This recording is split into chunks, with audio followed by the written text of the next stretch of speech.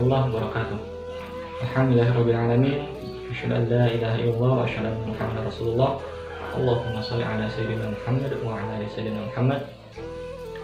Alhamdulillah kita masih bisa diberi kesehatan oleh Allah Subhanahu wa taala, diberikan panjang umur sehingga kita dapat melaksanakan ibadah di bulan puasa Ramadan ini, ibadah puasa Ramadan. Walaupun di tengah pandemi COVID-19 yang sedang marak pada saat ini, tapi mudah-mudahan kita masih diberi keistiqomahan oleh Allah Subhanahu wa taala supaya masih bisa semangat dalam beribadah di bulan suci Ramadan tahun ini. Teman-teman rahimakumullah, bagaimana sih cara kita menentukan kepribadian seseorang? Karena kepribadian seseorang itu menentukan nanti ciri khas dia, menentukan nanti apakah kepribadian itu kuat atau tidak. Baiklah, kita akan bahas. Yang pertama, syakhsiyah atau kepribadian seseorang itu mempunyai unsurnya adalah yang pertama itu pola pikir atau akliyah. Dia berpikir dengan apa? Dia bersikap dengan apa? Lalu yang kedua yang disebut dengan syakhsiyah itu dia berperilaku. Dia bersikap dengan apa? Contohnya seperti ini. Ada pertanyaan, kalau daging babi itu haram. Jelas haram mutlak oleh agama, dilarang walaupun mau utuh, mau secuilnya, mau sepotongnya, ataupun sudah disterilkan sampai cacingnya hilang, tetap haram mutlak oleh agama.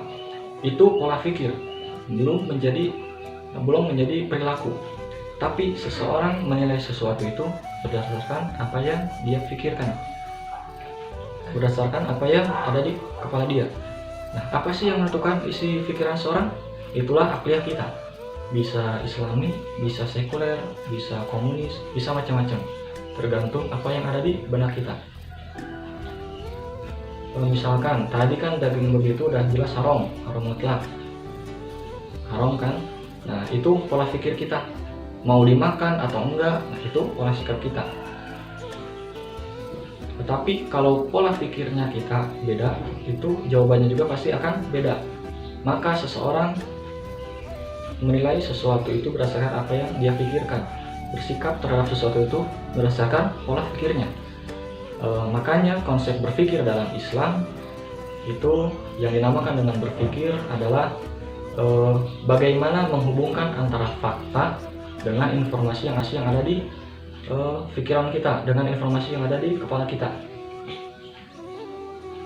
atau yang disebut juga dengan maklumat sabiqah, atau informasi sebelumnya.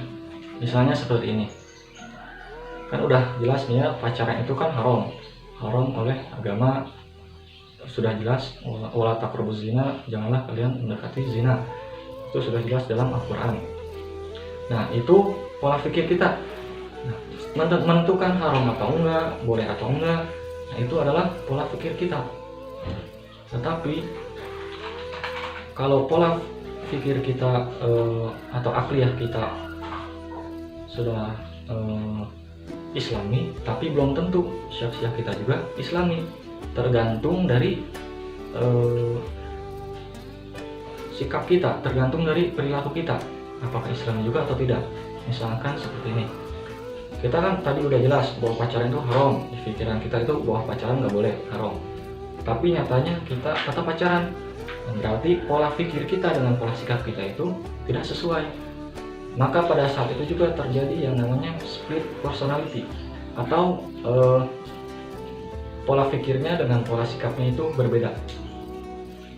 Apa itu pola sikap? Begini, pola sikap itu begini. Ketika Allah menciptakan kita, Allah juga built-in dalam diri kita. Itu ada yang namanya hajatul udhawiyah, ada yang namanya warizah atau naluri. Nah, hajatul udhawiyah itu adalah suatu dorongan dalam diri kita yang menuntut untuk dipenuhi. Contohnya, kalau kita lapar, berarti kita perlu makan. Maka kalau kita lapar, cari makanan.